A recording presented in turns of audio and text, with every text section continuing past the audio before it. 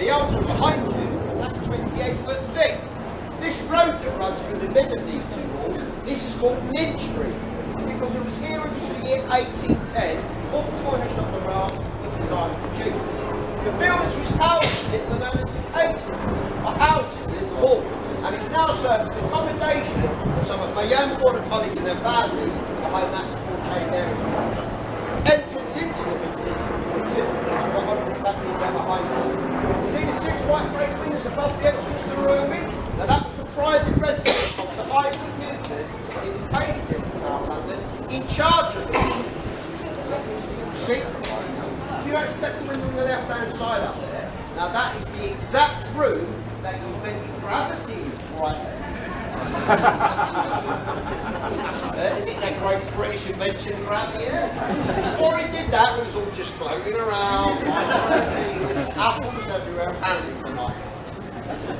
So behind you and to your right over there is a taller, narrower archway. That is the private postern or sally port. There is a royal VIP entrance into the Tower of London. Beyond those gates through there was a drawbridge into the Queen's Stairs, which goes directly down onto the River Thames. Rather than travel for the now practice of London, royalty and nobility, they would rather travel down the River Thames with impressive barges, tie up alongside the Queen's Step, and with little difficulty have direct access into the Tower. Now these gates through there, they are the original gates, and they date back over 700 years. And it was by those exact gates through there that King Henry VIII so lovingly greeted his second wife, Queen Anne Boleyn, the mother of Queen Elizabeth I. Now poor Anne, she was fated to return to come back to the Tower some 3 years later, for a very different reason and through a very different set of gates. Before you here stands the Bell Tower, so named for the small white bell for the top up there which contains... Oh, well done. It's not enough clue. Now that contains the oldest surviving curfew and alarm bell in the City of London.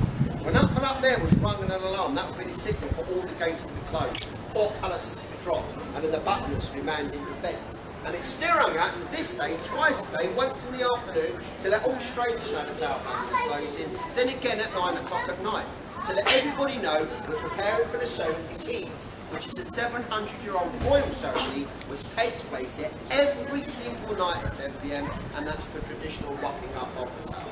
Now, interestingly enough, that bell up there was made here in London, in East London, down Bell Lane, the same place as the Liberty Bell was made, no less. There you go. Did any of my American friends know that? No. Do any of my American friends know the difference between that bell up there and the Liberty Bell? No? That still works!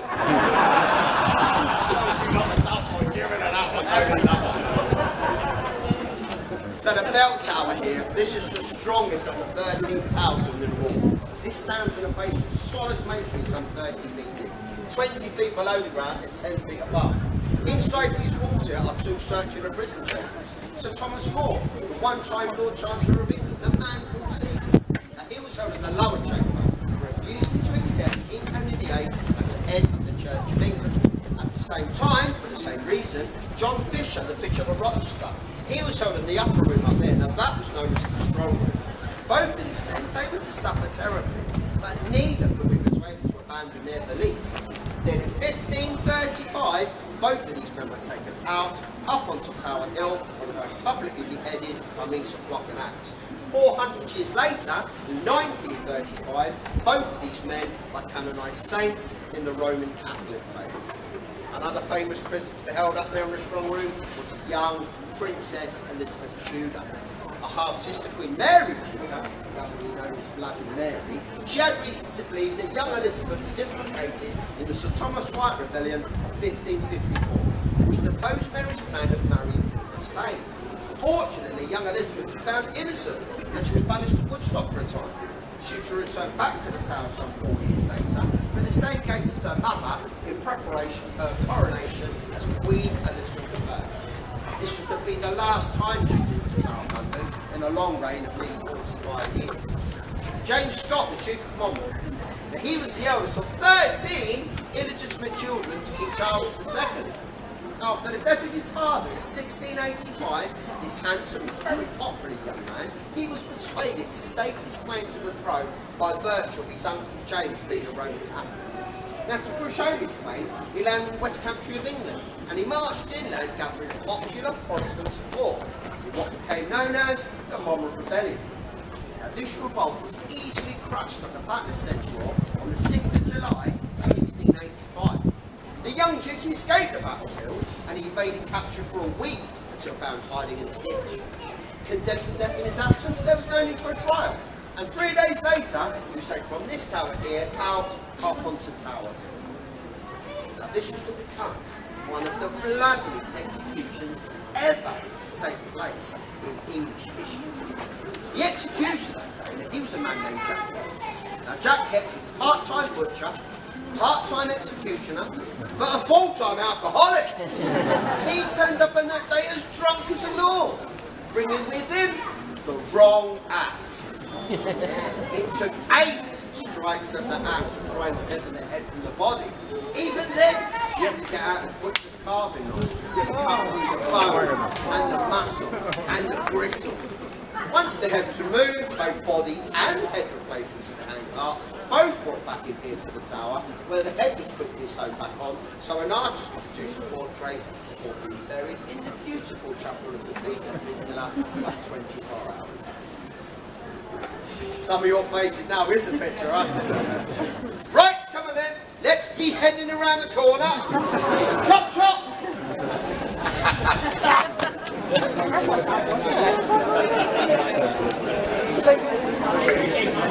He's sunny.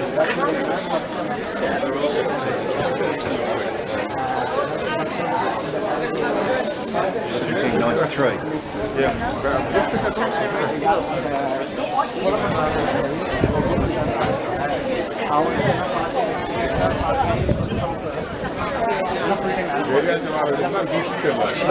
Böyle iyi olmak zorunda.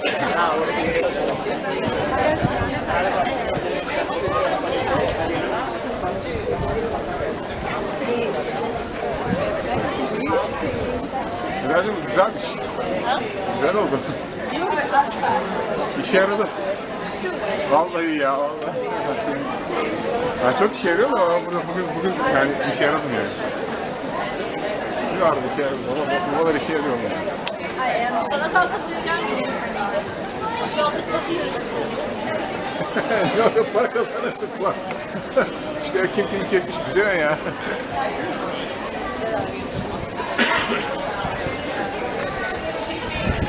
Come on down, please. Keep coming down. Right the way down, please.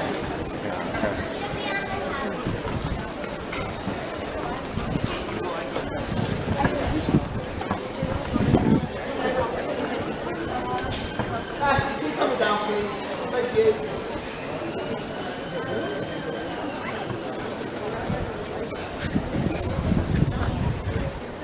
Great, you all okay today?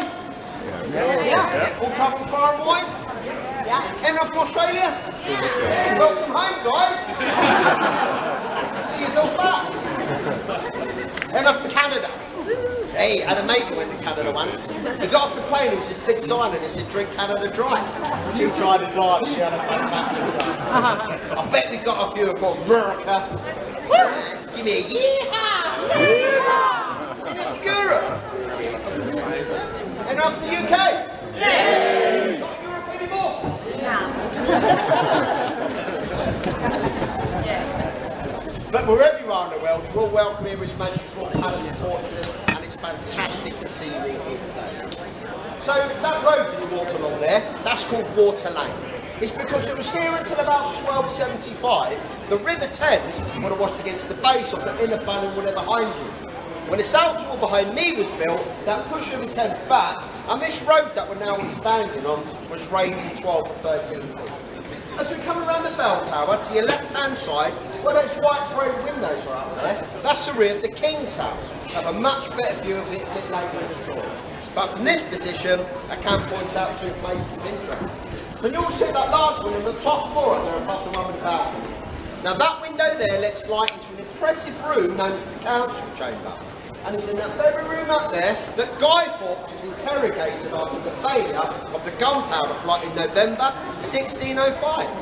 Now Guy Fawkes' intentions was to detonate a supply of gunpowder beneath the Houses of Parliament, therefore killing King James I and all its important ministers. Guy Fawkes, he would not give up the names of his co-conspirators. So on the orders of the king, he was taken to the White Tower and he was brutally tortured. Guy Fawkes, he was one of the first men to be placed upon the rack. 36 hours later, he's brought back to the council chamber a completely broken man, and he freely gave up the names of his fellow plotters. Guy Fawkes was then sent to trial on accusations of treason. He was found guilty and he was condemned to death. Now each year on the 5th of November we celebrate by lighting big bonfires and set off fireworks. It's often not believed that Guy Fawkes was burned to the stake, but actually he was hanged till he was nearly dead. Then he was drawn and his intestines and body all through whilst he was still alive. And then he was quartered at the Old Palace Yard, Westminster, in January 1606. Well, tortured them, murdered them, chopped the reds off, we've now managed to cut them in 4. Who wants to hear a love story? See the small window to the left-hand side of the council chamber up there? Now inside that small room there was one Lord Lister. Now Lord Lister was waiting his execution up on Tower Hill after the failure of the first Jacobite rebellion. Now his wife and bride had just only a few days was at the family home of Dumfriesshire, Scotland, where she heard the news of her husband's impending fate. Notwithstanding in the depths of winter, this brave young woman, she rode all the way down into London to petition the king for clemency. But this was refused.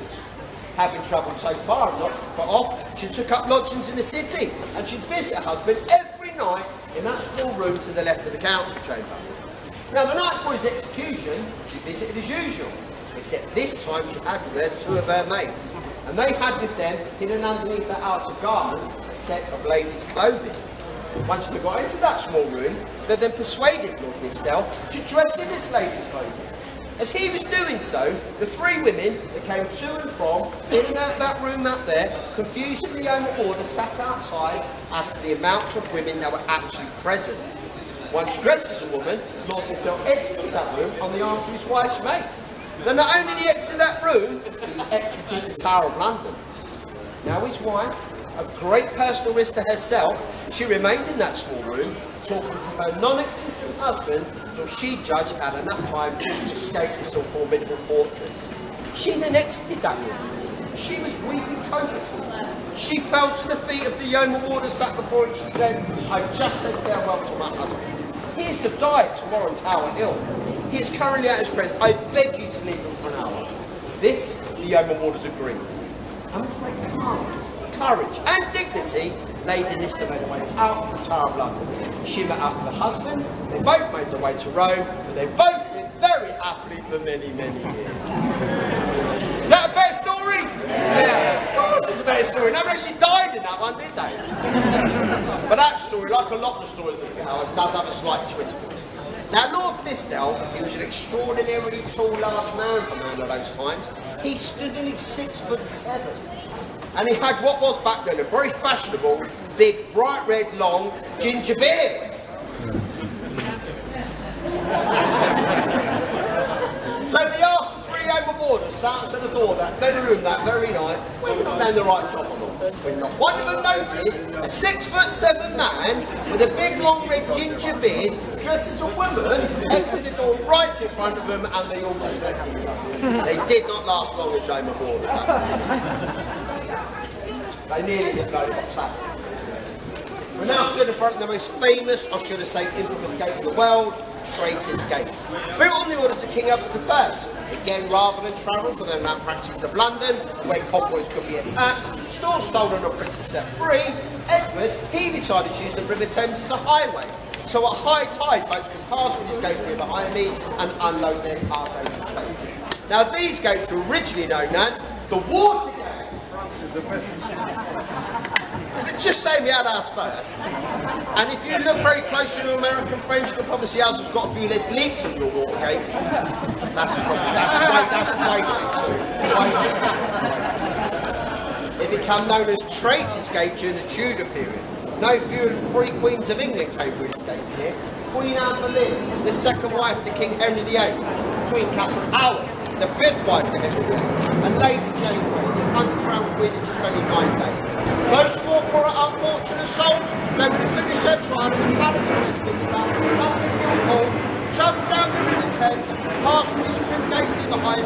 ran to these steps where they met by the yeoman jailer and an escort of yeoman warder. They would pass through the archway of the Bloody Tower to the dungeon or cell to await what fate was in store for them. But most were very short journey out of the tower to their places of execution. Now, if you visit the tower behind me, you go up the stairs there to my left, without the ladies going like, hello!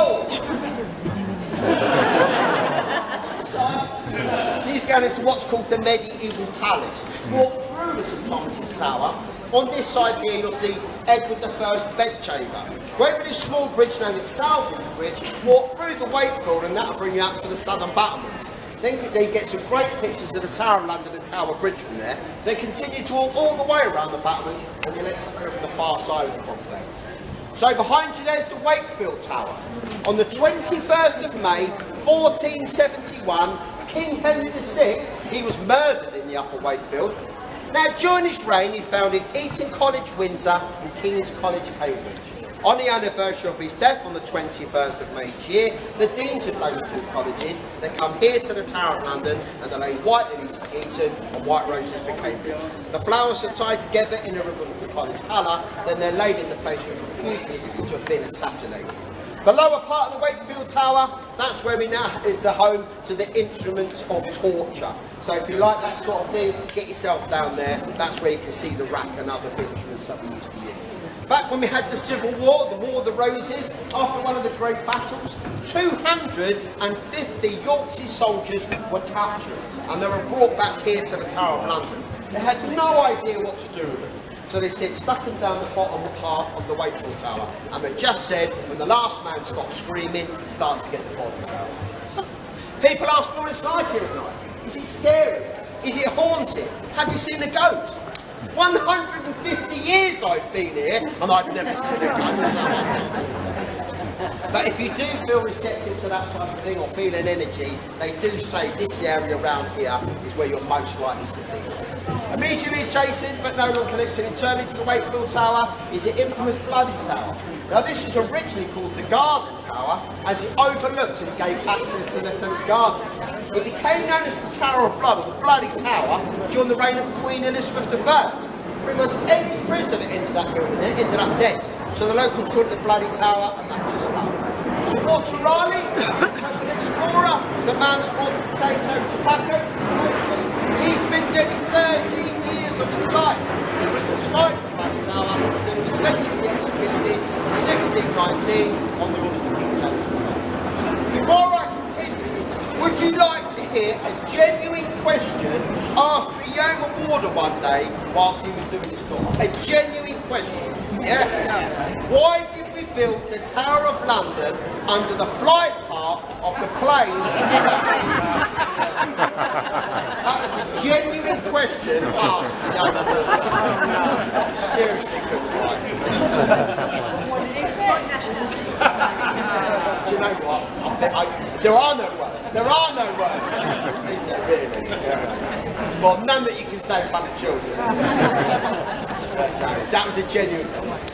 So, anyway, now I've got a sad story for you. Okay? This is the alleged story of the two boy princes. The uncrowned King Edward V, aged 12, and his younger brother, Richard, Duke of York, aged 9. Now, they were allegedly smothered to death on the top floor of the Bloody Tower whilst they were both here, under the protection of their uncle, Richard, the Duke of Gloucester. The young bodies were bundled down the stairs and quickly buried under a pile of stones. The next day, an unnamed priest had moved those bodies and he buried them in a secret plot under some stairs on the south side of the White Tower. And that's where they remained undiscovered for 191 years, until workmen came out to work on the White Tower and they discovered the chest. Upon opening this chest, it was seen to contain the skeletal remains of two small bodies. Experts today declared that these were the two missing princes. So on the orders of the king, they were taken to Westminster Abbey, reinterred to Innocent's Corner, and that's where they both remain to this day. Earlier in the tour, I didn't actually, because we didn't start from the same place. Below down. As you can see in the archway of the Bloody Tower, you've got a big pointy thing there. That's a portcullis for Norman Dropgate. This one's over 700 years old. It weighs over 2.5 tons. It took 30 footmen to raise and lower that portcullis. So the next time you see that film... I'm just paranoid.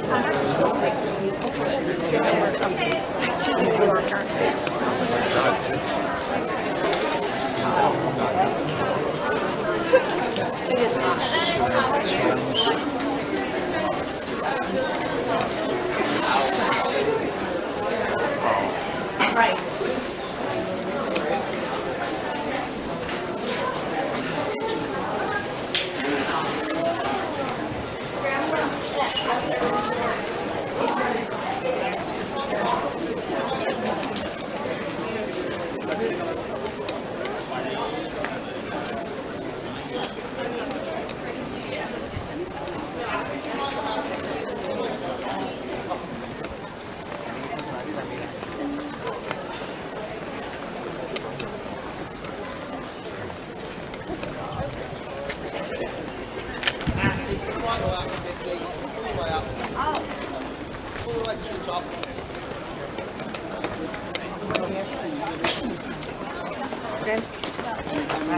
Sorry? One last push now. We're nearly there. Because my heart is breaking for you in your vests and your hats and your sunglasses. I really don't know how you're doing it. Go team. Okay, we're now in the inner ward of the Tower of London. This is the very heart of the complex. Before you all stands William's Norman Keep, better known as the White Tower. Construction began in 1078 and it took 20 years to complete under the directions of Gandalf Beck, the Bishop of Rochester. The White Tower stands just over 90 feet tall. The walls are 15 foot thick at the base, tapering up to 11 foot thick at the top. On each corner there is a smaller tower. 3 are square and 1 is round. It was in the round tower on the northeast corner that the first Royal Observatory was established. At the very top of this tower you can see a crowning gold link, beneath which is a weather vane displaying the royal standard. Now this is to denote that the Tower of London is still a royal palace but no longer a royal residence. But we can't lose sight of the fact that 22 of our kings and queens lived here for over 500 years. That's just under half of all the monarchs we have ever had. The White Tower consists of 4 floors, 3 of which you can see quite clearly. Now they're not the original normal windows, they were placed in there by Sir Christopher Wren in the 17th century. The small windows on the top floor, that's where the royal apartments were, that's where the royal families would have lived. The floor below had a banqueting hall, a council chamber, that was the accommodation to the knights and their ladies. On the far side of that floor is the Chapel Royal of St John of Antwerp, which is one of the finest examples of a Norman chapel in England today. Large windows right behind me, that's to accommodate servants, soldiers and retainers. There is a floor partially below now that you cannot see. Now this was mainly for stores and provisions, but it did have a much more sinister use as a dungeon and a torture chamber. To keep that theme running through today, we turned it into a shop. We've all got to walk through that. Yeah, you're laughing now. You want to hear the screams of the parents when they see the brides and something up there. So just to my left over there you can see some cages. Now that's the homes of the Tower Ravens. Now during the reign of King Charles II, astrologers working on the Royal Observatory in the northeast corner, they complained to the king as to the noise and the mess that the ravens were making. So the king ordered for all the ravens to be banned. But it's reminded of an ancient legend that said, if the ravens were to leave, the White Tower would crumble to dust. Great disaster before the nation and the monarchy would fall.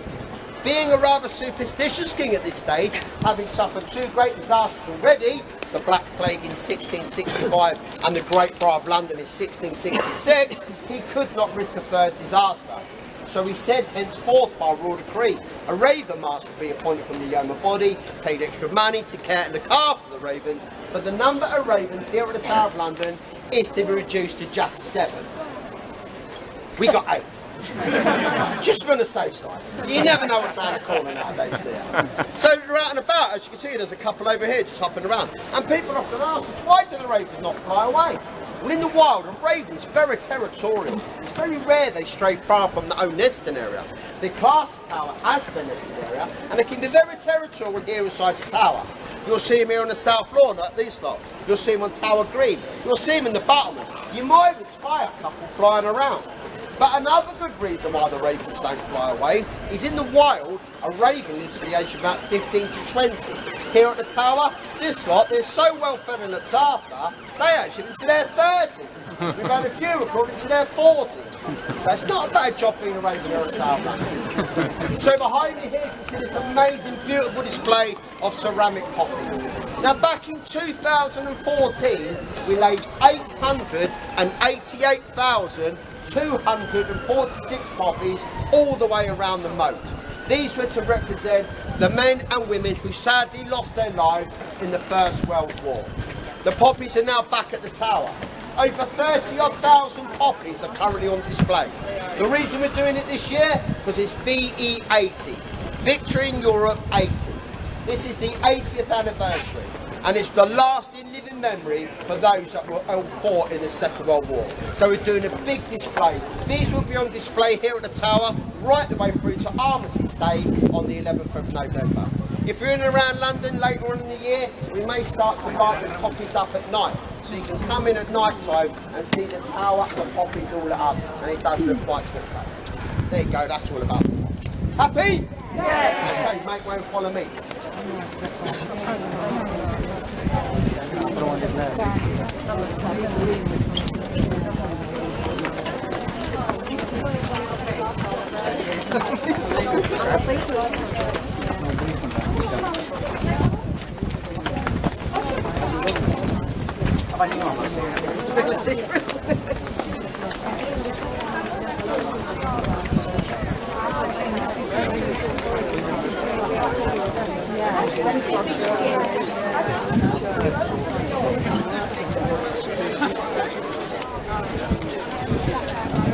Sana diyeceğim. Şapkanı al bir şey değil mi? Günden o şapka ha.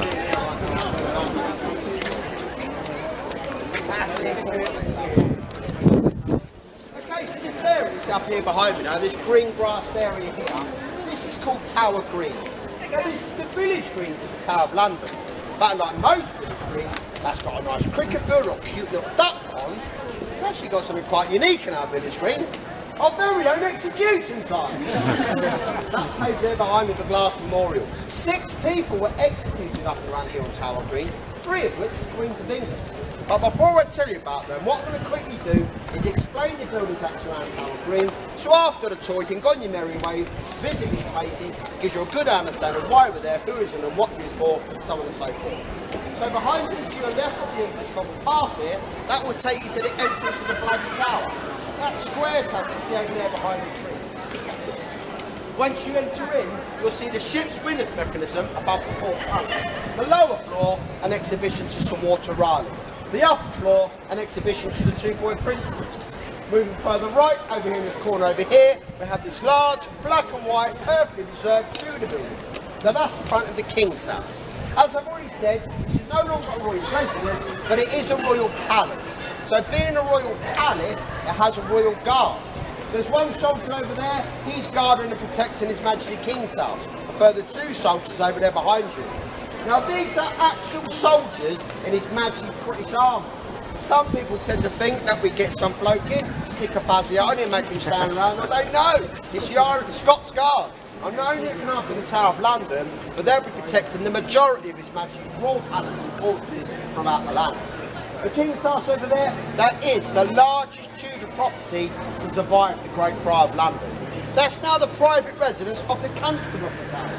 He's the ex-general, the Lord Gordon Messenger, his wife Lady Messenger and his family. He's the King's representative here at the Tower of London in the absence of the King. The King's House, that was pretty much used as a prison back in the day. Queen Catherine Howard, she was held in there the days before her execution. William Penn, his offensive rights against the King. He was released on the understanding that he left the country. So he made his way across the Atlantic and he founded Pennsylvania. Guy Fawkes, who I mentioned earlier, many more. Most recently, Rudolf Hess, the deputy leader to Nazi Germany. He was held in the King's House for 3 days in May 1941. But during the Blitz on London, especially East London and the Docklands in particular, he was shifted out to the countryside for his own safety. The tower was hit many times during the Second World War. It was never a direct target, it was always by stray bombers. One evening, for instance, a German bomber came across. He missed his target. He came around to try and regain his track. By now, he was even further off target. He jettisoned 3 bombs. The first one, that landed in the moat by the West Gate. The second one landed in that ruined building that you see over there. Now that was part of the Great Hall.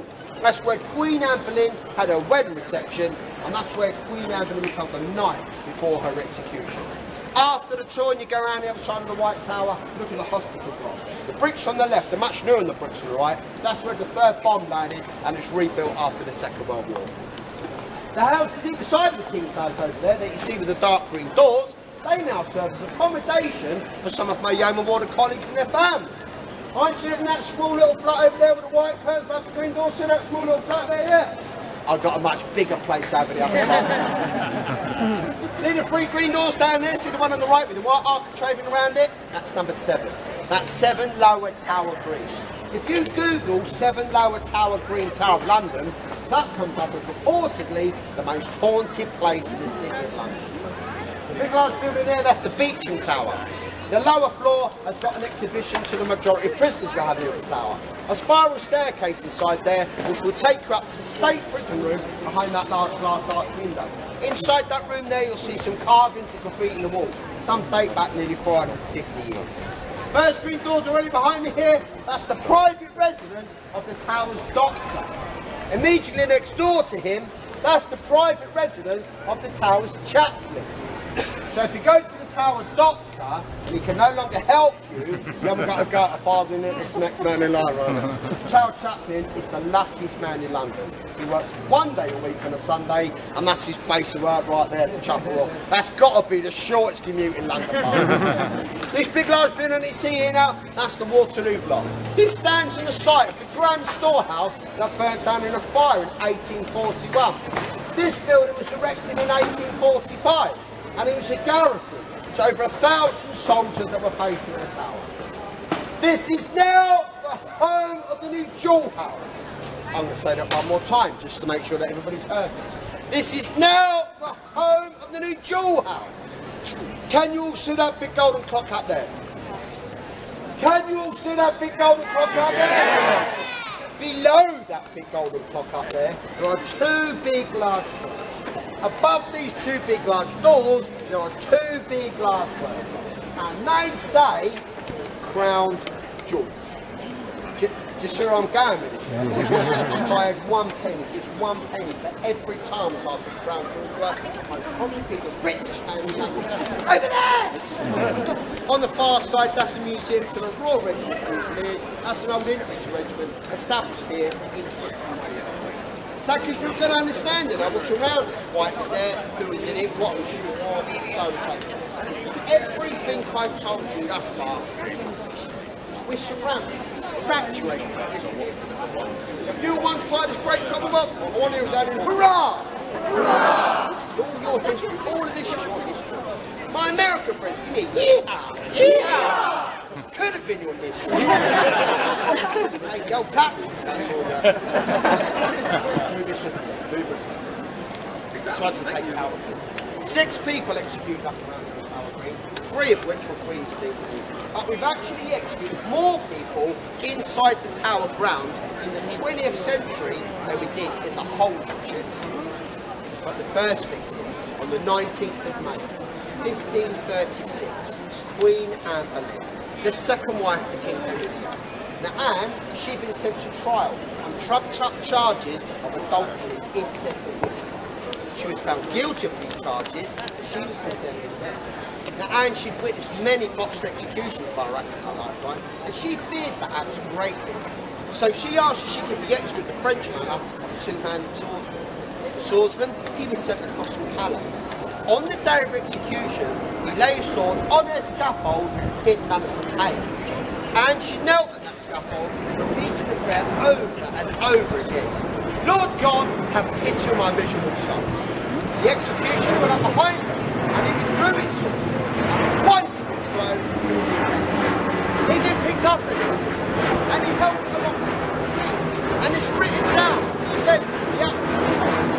On that very day, her eyes moved around the crowd like that to execution, and her lips still moved, repeating that prayer up to 12 seconds after.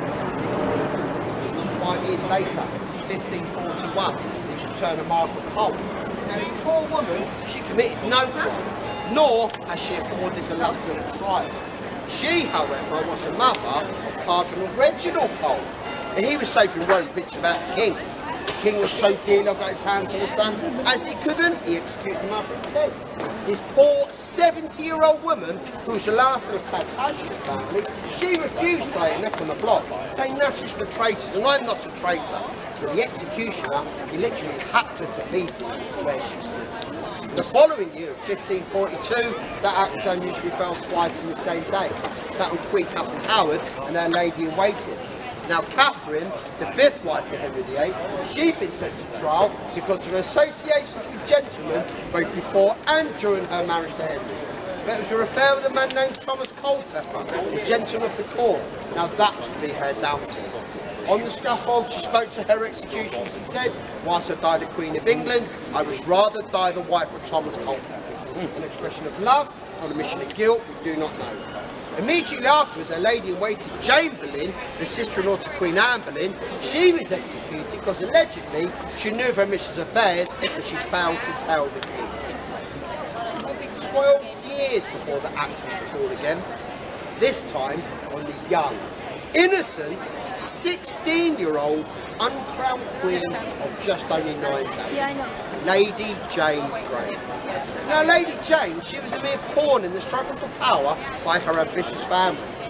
After the death of her cousin Edward, she was declared queen by this ambitious family and they placed her in the White Tower, where she ruled for just only 9 days. The rightful heir to the throne, Mary Tudor, she reached that crown by force of arms. Lady Jane Grey and her young husband, Guildford Dudley, he was only 19, were both sent to trial at London Guildhall. They both returned to the Tower, both under sentence of death. Lady Jane Grey, she was placed in number 5, Tower Green. The gentleman jailer's house, just right at the King's house over there. From a window in that house there, she was forced to watch her husband out the Beecham Tower, up onto Tower Hill, and he was publicly beheaded by means of cock and axe. She was then forced to watch his headless corpse being dragged back into the tower and quickly buried in an unmarked grave in the chapel wall to my left. If this was not anguish enough for a young, innocent 16-year-old girl, she also had to witness the carpenters erecting the scaffold right outside the window for her own execution later on that day. The 12th of February 1554. A truly tragic, dark day in our English history. Now those who are more poor unfortunates, them had made their way to the beautiful chapel of St Peter Vincula, which is Latin for St Peter of Chains. Sadly the chapel is closed at the moment, it's undergoing some major renovation. The last time we carried out some major renovation in that small chapel was in 1876 on the orders of Queen Victoria. When they dug down in that little chapel, they discovered the skeleton remains of over 1,000 bodies buried beneath it. Then each of them recovered, placed into heavy caskets, sealed down, and they're buried in the crypt. Certain people buried in the crypt: St Thomas More, St John Fisher, Thomas Cromwell, amongst many others. Up by the altar, which is this end, that's where the 3 queens are. Queen Anne Boleyn on the left, Queen Catherine Howard in the centre, and Lady Jane Grey on the lower step. Hopefully the chapel will be open later on this year, so if you ever come back to the tower, please go and visit the 2 saints and the 3 queens. So that brings me to the end of the names, the dates, the places. Do you want to hear about Yeoman Warders? Yes! No worries. So to become a Yeoman Warder, there's 3 simple things you've got to do. You've got to do a minimum of 22 years military service. You've got to be the rank of a warrant officer or equivalent. All got to have this medal here. That's my long service and my good conduct medal. Once you've achieved those 3 things, you can then apply to become a Yeoman Warder here at the Tower of London. We currently have 35 Yeoman Warders working here at the Tower, 5 of which are women. We're taken from all arms of the services: Royal Navy, Royal Marines, Royal Air Force and the British Army. Me personally, I did 33 years in the Manchester Royal Navy before I came here to the Tower. Now we date right the way back to the year 1485 at the Battle of Bosworth Field. That's when Henry VII defeated King Richard III. Henry then came here with his army. He had to continue to fight. So he left behind a body of men to guard the Tower of London and protect the crown jewels. So we've been doing this job since the year 1485. We started to get numbered in the year 1826 by the then Constable of the Tower.